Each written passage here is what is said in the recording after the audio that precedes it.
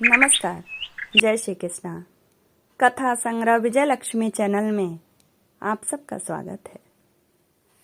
आज मैं आपको नल दमयंती कथा में छठा भाग नल दमयंती कथा का सुनाऊंगी, जिस भाग में विदर्भ नरेश भीम को जब यह समाचार मिलता है कि दामाद नल राज्यच्युत होकर मेरी पुत्री के साथ वन में चले गए, फिर भीम ने क्या किया, कैसे अपनी बेटी को खोजा, वह सब आप इसमें सुनिए।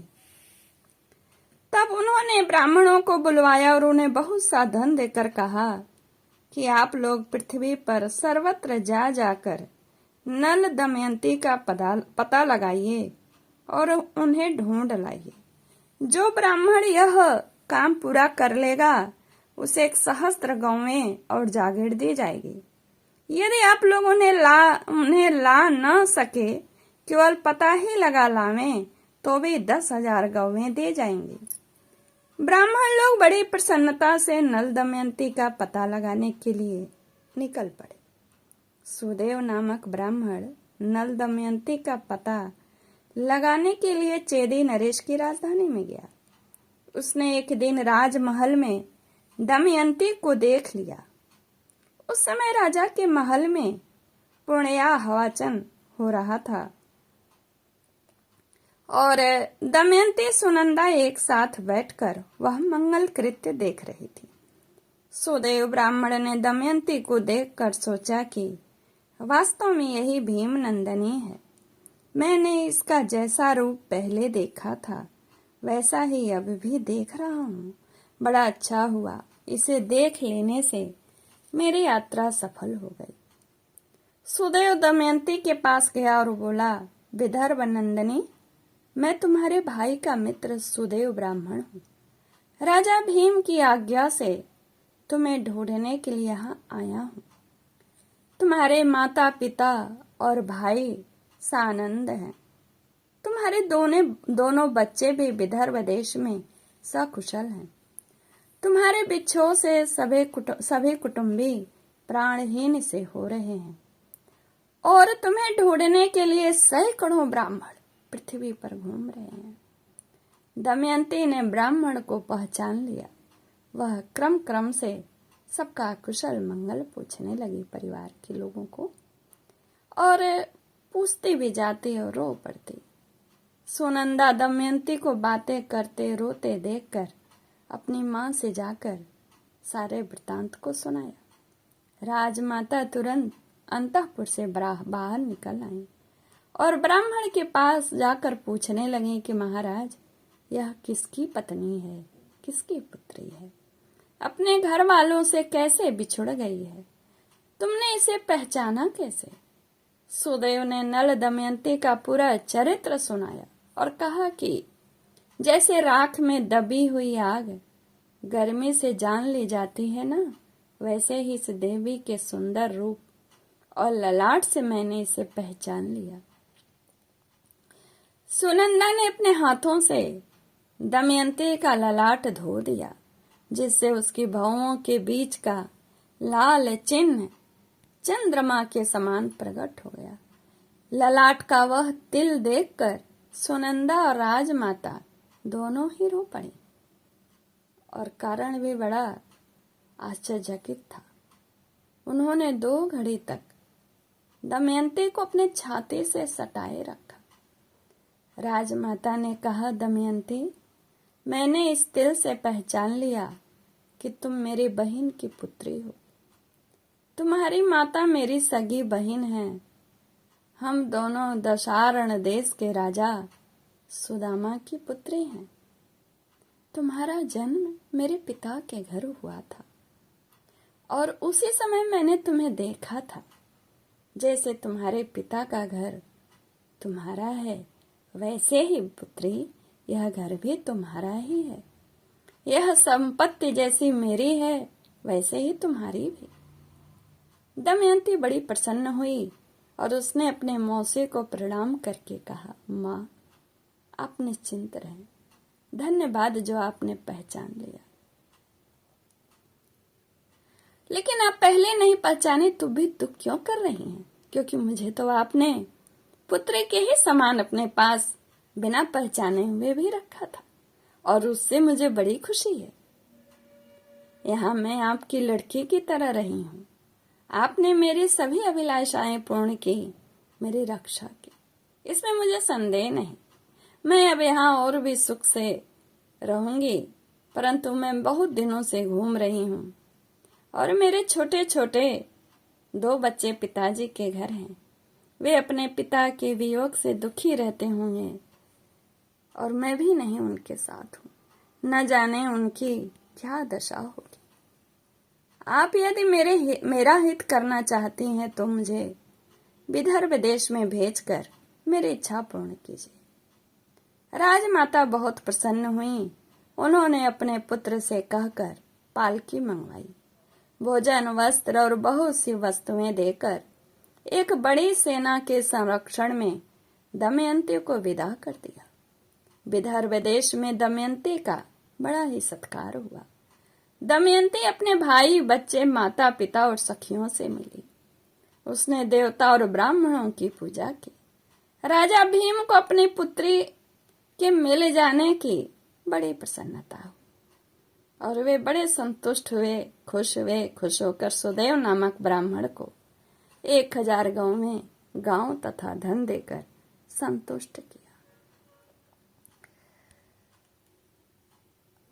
और अब जो है बृहदस्व ऋषि जी युधिष्ठिर से कहते हैं कि अपने पिता के घर एक दिन विश्राम करके दमयंती ने अपनी माता से कहा, माता जी, मैं आपसे सत्य कहती हूँ, यदि आप मुझे जीवित रखना चाहती हैं तो मेरे पतिदेव को ढूंढवाने का उद्योग कीजिए, कोशिश कीजिए। रानी ने बहुत दुखी होकर कहा अपने पति राजा भीम से कि स्वामी, दमयंती अपने पति के लिए बहुत व्याकुल है। उसने संकोच छोड़कर मुझसे कहा है कि उन्हें ढूंढवाने का उद्योग करना चाहिए। राजा ने अपने आश्रित ब्राह्मणों को बुलवाया और नल को ढूंढने के लिए उन्हें नियुक्त कर दिया। ब्राह्मणों ने दमयंती के पास जाकर कहा कि अब हम राजा नल का पता लगाने के लिए जा रहे हैं। दमयंती ने ब्राह्मणों से कहा कि आप लोग जिस राज्य में जाएं, वहां मनुष्यों के भीड़ में यह बात कहें, मेरे प्यारे छलिया, तुम मेरी साड़ी में से आधी फाड़कर तथा मुझ दासी को वन में सोती छोड़कर कहाँ चले गए? तुम्हारी वह दासी अभी भी उसी अवस्था में आधी साड़ी पहने तुम्हारे आने की बाट जोह रही है और तुम्हारे वियोग के दुख से दुखी हो रही है। उनके सामने मेरी दशा का वर्णन कीजिएगा और ऐसी बात कहिएगा जिससे वे प्रसन्न हो और मुझ पर कृपा करें।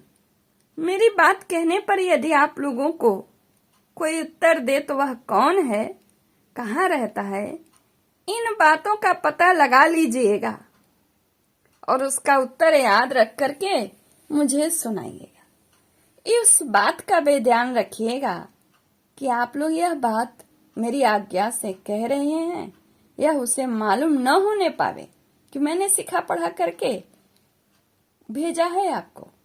ब्राह्मणगण दमयंती के निर्देशानुसार राजा नल को ढूंढने के लिए निकल पड़े।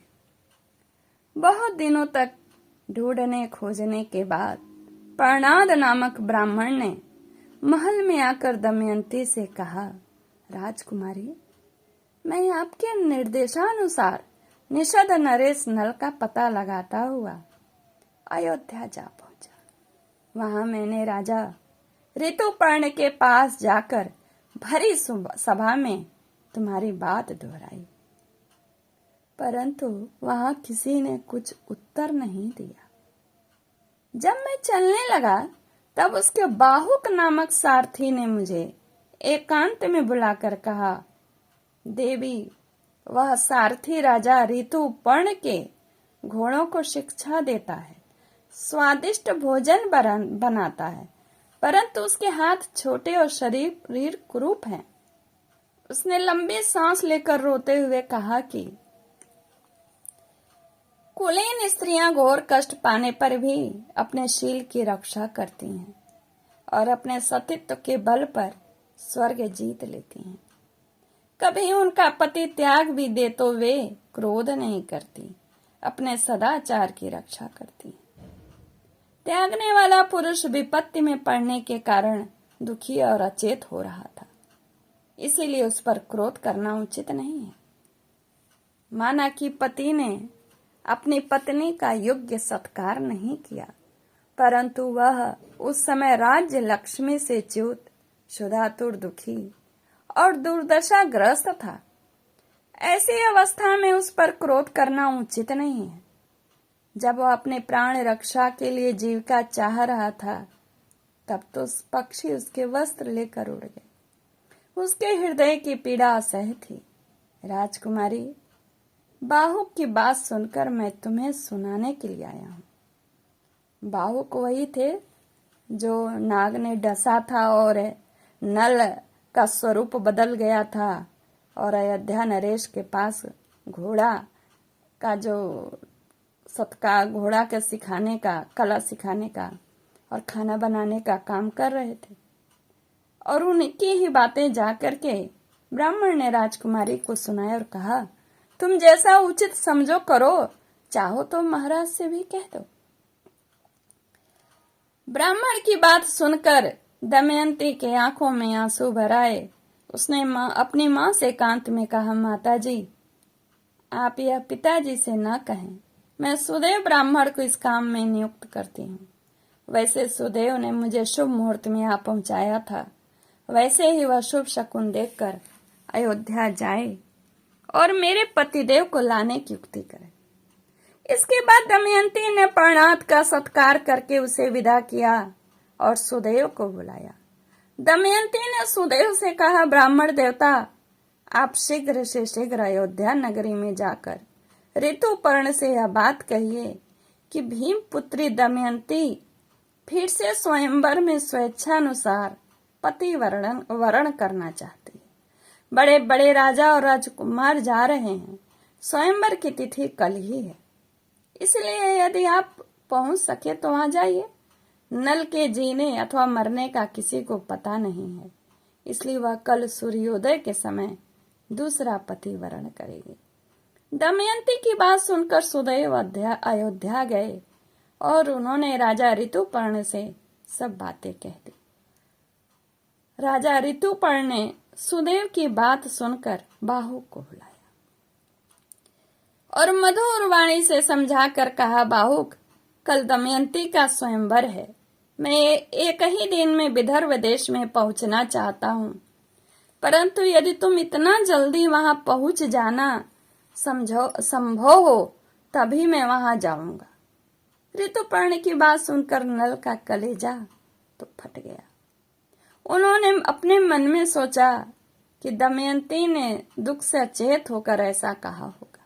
संभव है वह ऐसा करना चाहती हो, परंतु नहीं, उसने मेरी प्राप्ति के लिए ही यह युक्ति की हुई। और वह पतिव्रता, तपस्विनी और दीन है। मैंने दुर्बुद्धिवश उसे त्याग कर बड़ी क्रूरता की। अपराध मेरा ही है, वह कभी ऐसा नहीं कर सकती। अस्तु, सत्य क्या है असत्य क्या है, यह बात तो वहां जाने पर ही मालूम होगा। परंतु ऋतुपर्ण की इच्छा पूरी करने में मेरा भी स्वार्थ है। बाहुक ने हाथ जोड़कर कहा, मैं आपके कथनानुसार काम करने की प्रतिज्ञा करता हूँ। बाहुक अश्वशाला में जाकर श्रेष्ठ गुणों की परीक्षा करने लगे। बाहुक वही दमयंती के पति नल ने अच्छे जात के 4 शीघ्रगामी घोड़े रथ में जोत लिए और राजा ऋतुपर्ण रथ पर सवार हो गए। आगे की कथा आगे के भाग में मैं सुनाऊंगी कि वहां पहुंचने पर क्या हुआ। नमस्कार, जय